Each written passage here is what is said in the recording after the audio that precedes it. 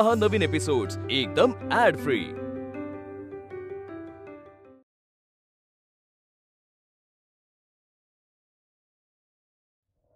खरंच देवाच्या मनात काय चालू असतं ना ते त्याचं त्याला काय ते ठाऊक बाई।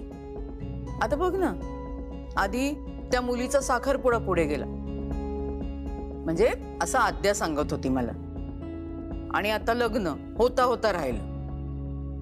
पण खरं सांगू का नूतन, या अशा मुलाशी लग्न होण्यापेक्षा ना त्या मुलीचं लग्न मोडलं हे उत्तमच झालं, नाही का? आई प्लीज त्या मुलीचं नाव माझ्या समोर घेऊ नकोस। मी जे काय घडलं त्या गोष्टीचा फक्त विचार करतेय नूतन। मला कळतंय आडून आडून तुला काय सुचवायचंय ते। आडून आडून का? मी स्पष्टच सांगते की, स्पष्ट बोलते, जे घडलं ते आपल्या दृष्टीने सुद्धा चांगलंच झालं। माझ्या दृष्टीने नाही। त्या मुलीचं लग्न झालं असतं ना तर माझी काळजी मिटली असती। हे बघ, त्या मुलीचं सोड, निदान विक्रांतचा तरी विचार कर। हो, विक्रांतचाच विचार करते मी। अगं, ज्या मुलीमुळे आपल्या मुलाने जीव देण्याचा प्रयत्न केलाय त्या मुलीला मी सून म्हणून या घरात आणू? नूतन, जे काही घडलं त्यामध्ये आपल्या मुलाची चूक होती, त्या मुलीची अजिबात चूक नव्हती। असेल ना, पण मला हा विचार सुद्धा ऐकायचा नाहीये। नूतन थांब, तुला विचार करायचा नाहीये कारण तुझं तुझ्या मुलावर खूप प्रेम आहे। अगं, पण तो काही आता लहान राहिला नाहीये, आणि तो कुणावर प्रेम करतो हे महत्वाचं नाहीये का नूतन? हे बघ आई, एक मिनिट मला बोलू दे। हे बघ नूतन, आद्याच्या लग्नामध्ये मी त्या दोन्ही बहिणींना बघितलंय, त्यांच्यावर खरंच खूप चांगले संस्कार केलेत का त्यांच्या आईवडिलांनी। हो तर बघितलंय ना, मी पण बघितलंय। काय नाही, माणसाने विस्तव एकदाच हातात घ्यावा।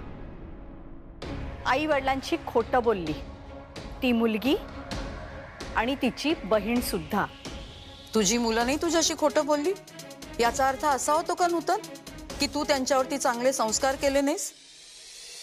तुझी मुलं तुझ्याशी खोटं बोलली, त्या दोघींनी त्यांच्या घरी काही सांगितलं नाही, या मागे फक्त एकच कारण आहे नूतन। तुझ्या मुलांना जशी तुझी काळजी आहे नूतन, तशीच त्या दोघींना त्यांच्या आई वडिलांची काळजी आहे। आणि हे का दिसत नाहीये तुला? माझ्यासाठी हा विषय संपला। ती मुलगी या घरामध्ये येण्याआधी मी जीव देईन। नूतन, अगं आई,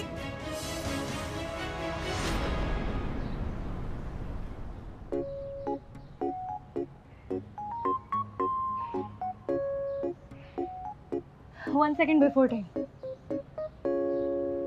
नॉट रिअली। अरे नाही, पण मी वेळेत आली। आता यावर वाद घालणारस का?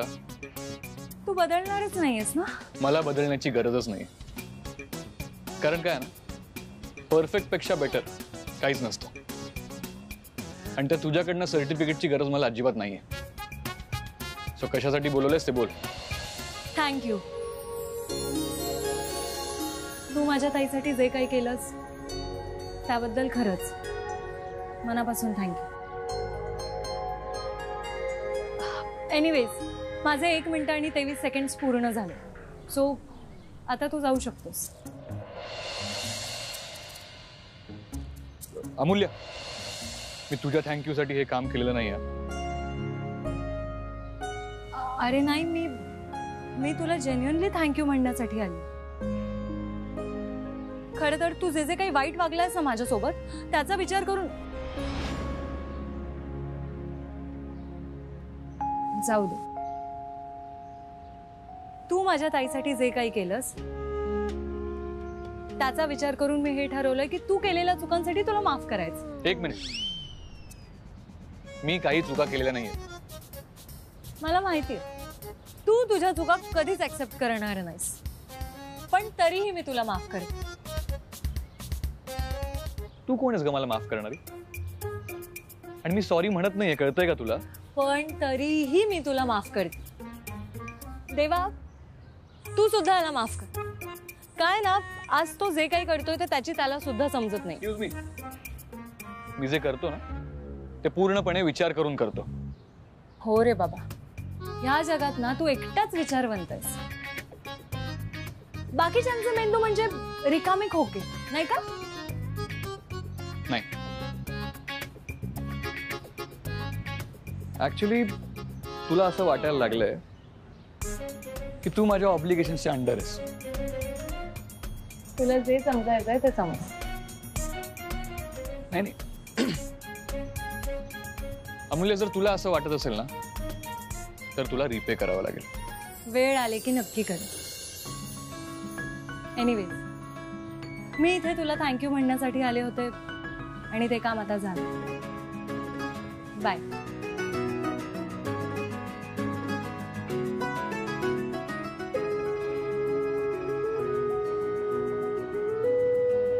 अमूल्य, एक minute.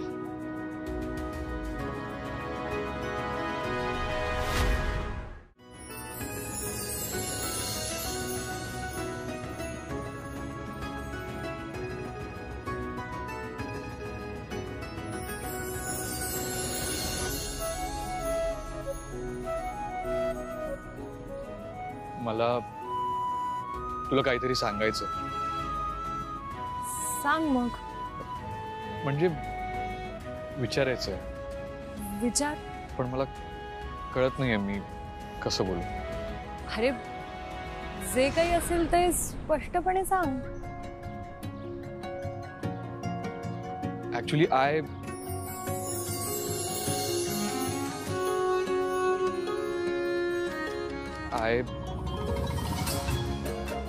I want you to join the office again. Thank God.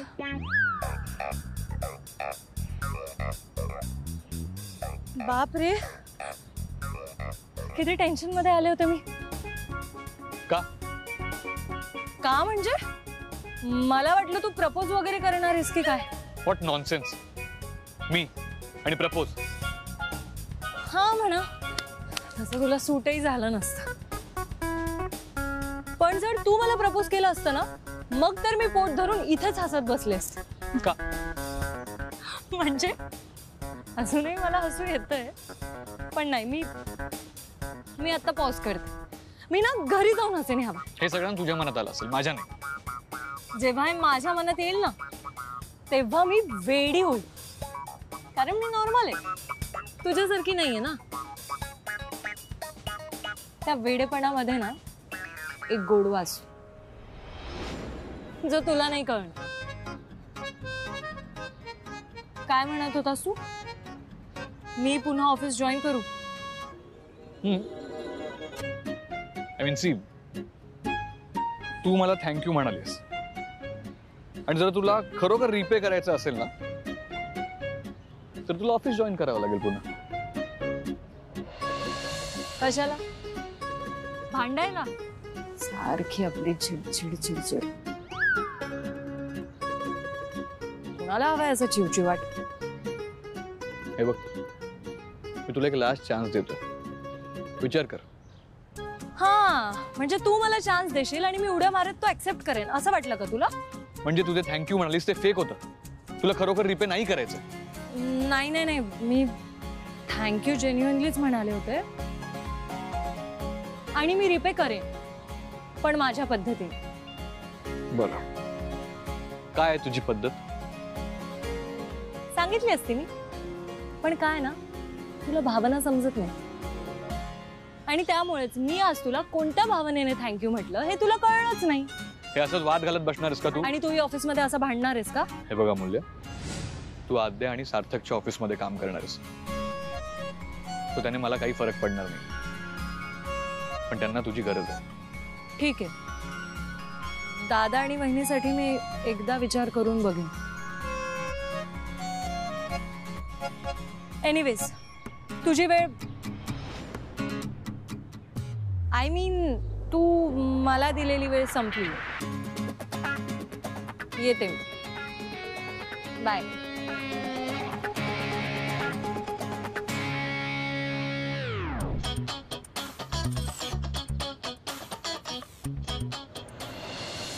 Sir, गेल्या काही दिवसात आपल्याकडे बरीच कामं पेंडिंग आहेत सर.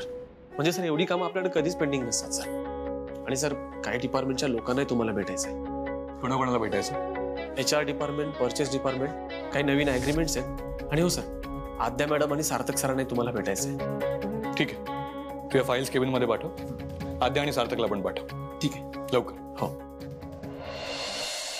मला मुली आवडतच नाही, पण आरतीसारखी एक चांगली, सिंपल, इनोसंट मुलगी अशा माणसाच्या तावडीत सापडायला नको, म्हणून मी त्या अमूल्याची हेल्प घेतली. हे बघ विक्रांत, पुढे त्या आरतीचं कोणाशी लग्न होणार आहे किंवा तुझं आणि तिचं लग्न होण्याचे किती चान्सेस आहेत याचा विचारही केला नाहीये.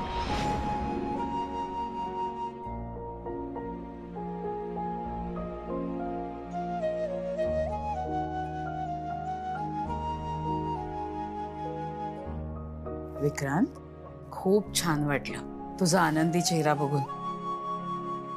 आणि आनंद होणारच ना, आरतीचं लग्न झालं नाही म्हणजे आनंद होणारच, हो की नाही? असं काही नाहीये.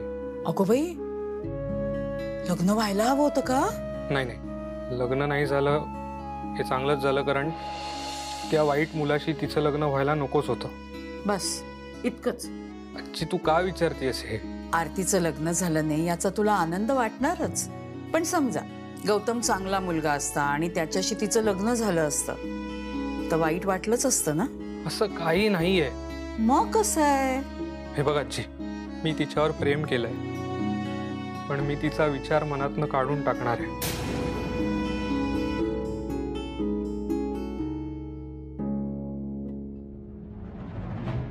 आजी, मी आईला वचन दिलंय आणि मला तिला परत नाही दुखवायचंय.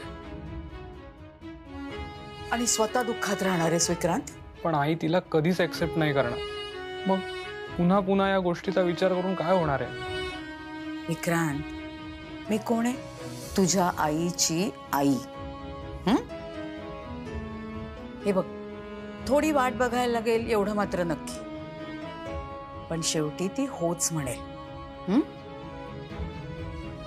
पण मला एक खरं खरं सांगशील, तुझ्या मनामध्ये अजूनही तिच्याशी लग्न करण्याचा विचार आहे ना? हो. मग नको काळजी करूस, नक्की होईल.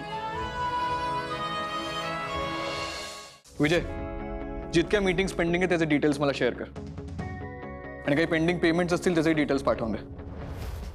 आणि सार्थकला म्हणाव 10 मिनिटात माझ्या केबिनमध्ये या. And hurry up, we have lost a lot of time.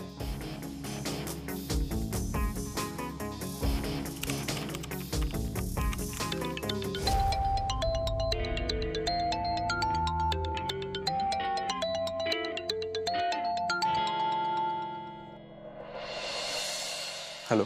हां वेदांत. हां बोला ना. कसे आहात तुम्ही? मी ठीक आहे. बरं, बिझी आहात का? म्हणजे थोडंसं बोलायचं होतं तुमच्याशी. हां बोला ना.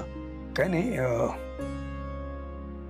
तुमचे आभार जेवढे मानावेत तितके थोडे आहेत.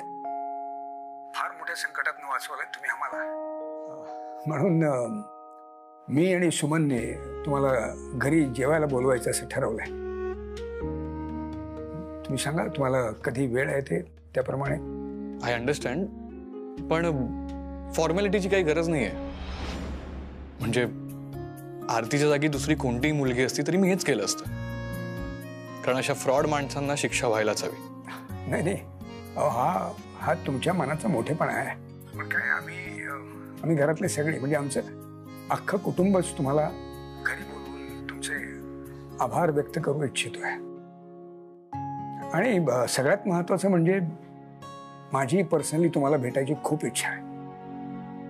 तेव्हा तुम्ही सांगा तुम्ही कधी येणार ते, म्हणजे लंच डिनर नाही तर निदान बडकस चौकातली कुल्फी तरी, म्हणजे तुमचे काही ते डाएट वगैरे सुरू नसेल तर. हां नाही, पण मी काय म्हणतोय, एक वेदांत ऐका तुम्ही माझं, तुम्ही या जेवायलाच या घरी. तुम्हाला सांगतो आमची सुमन आहे ना, फार अप्रतिम स्वयंपाक करते. करूया छानपैकी असा वराडी बेत करूया. म्हणजे तुम्हाला व्हेज चालत असेल तर व्हेज, नाही तर मग नॉनव्हेज. अण्णा मी कळवतो, खूप दिवस झाले ऑफिसला आलो नाहीये, सो खूप कामं पेंडिंग आहेत. नाही नाही ठीक आहे ठीक आहे, तुम्हाला जमेल तसं. म्हणजे टेक युअर टाइम, वेळ घ्या तुम्ही आणि आरामात कळवा काय ते. हां ठीक आहे.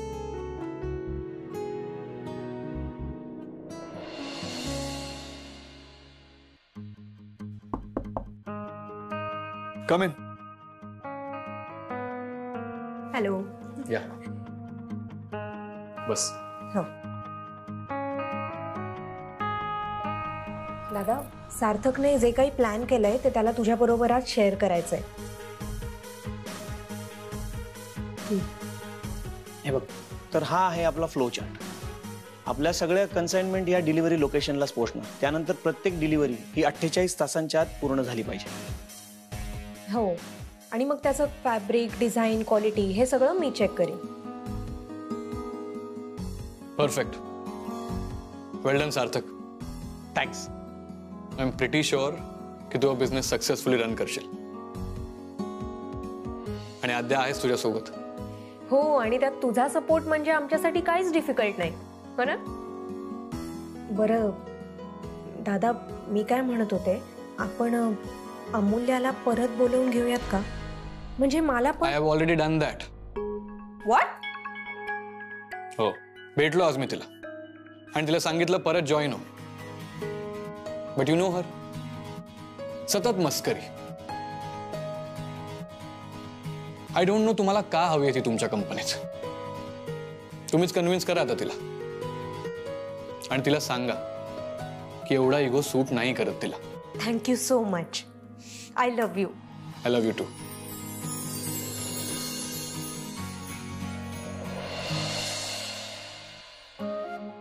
वा वा.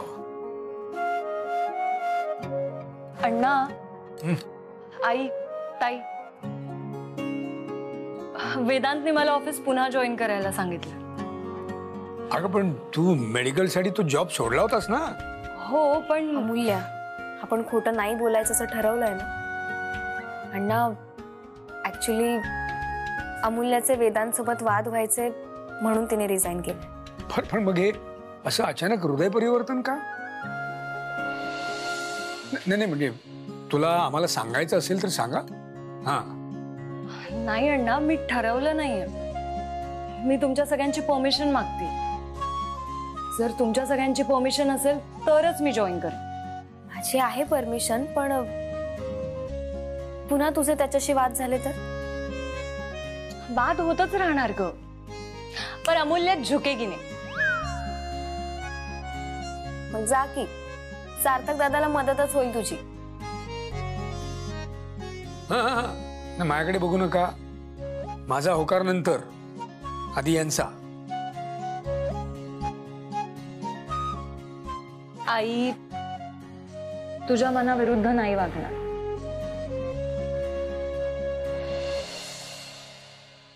जा जा. आपलं काय भांडण आहे का त्याच्याशी? नाही ना. आता तर नूतनताईंविषयी सुद्धा राग नाही माझ्या मनात. मी त्यांच्या जागी असते तर मीही चिडलेच असते की. हो, पण इतक्या टोकाचं नाही. आता राग थोडा आहे की जास्ती, काय फरक पडतो? जे सगळं झालं ते गैरसमजामुळे झालं होतं. मीही आई आहे, मीही दुखावले होतेच ना. खरंय. नाही पण आपल्या या पेरेंट्सने आपल्याला अगदी व्यवस्थित सांभाळून घेतलं. हा, ही मोठी आई आणि ही छोटी. ते वेदांत वानखेडेचं नाव पूर्वी मी पेपरमध्ये वाचलं होतं. लग्नात त्याला एकदा फक्त बघितलं, पण आता त्याच्याविषयी आदर निर्माण झालाय मनात. जा जा, नक्की जा. बर, तू डॉक्टर अर्धीच राहणार आहेस का?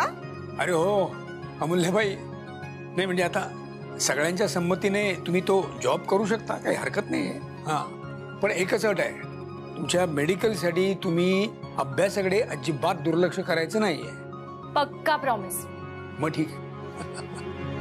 मग काय, कधी जॉईन करतेस? अजून ठरवलं नाहीये काही.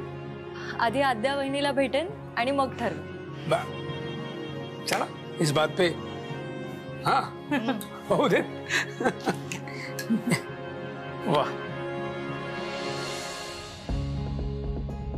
खरंच बाई, जे काही झालं ना ते फारच वाईट झालं नाही? कशाबद्दल बोलतेस तू? अगं हेच तुमच्यातला अबोला आणि त्याआधी जे काही घडलं ना त्याबद्दल. आई जाऊ दे ना, आता संपला ना ग तो विषय. तो विषय संपला नाहीये नूतन. अगं त्या मुलीचं शेवटी लग्न झालंच नाही ना. आणि हे बघ, पुन्हा जर का हे घडू नये असं वाटत असेल ना तर तर काय, तर दोघा मुलांचं लग्न करायला लागेल. अगदी माझ्या मनातलं बोललीस बघ. करूच या दोघांचं लग्न, पण आधी वेदांचं. माझं वेदांचं का? अगं असं काय करतेस, मोठा आहे तो. हा ते ठीक आहे, पण माझ्या मागे लागू नका. मी लग्न करणार नाहीये. आणि तसं या विक्रांत गुडघ्याला बाशिंगा बांधूनच बसलाय. त्याचं करा ना. मला लग्नात अजिबात इंटरेस्ट नाहीये. इंटरेस्ट नसला ना तरी लग्न करावं लागेल. हो, करावंच लागेल. नूतन आपण एक काम करूया, आपणच मुलगी शोधूया. नाही, अशी कोणीतरी मुलगी असेलच ना जी याला लग्नासाठी हो म्हणायला लावेल. अशी मुलगी शोधूया जिला मुली लग्नातच इंटरेस्ट नाही. काय असतं, इंटरेस्ट सेम असले ना की लगेच जुळतं. आणि विक्रांतची काही मला काळजी नाही, त्याचं ठरलंय. मी काय म्हणते नूतन, आपण ना आरतीच्या घरी जाऊन बोलणी करूनच घेऊयात.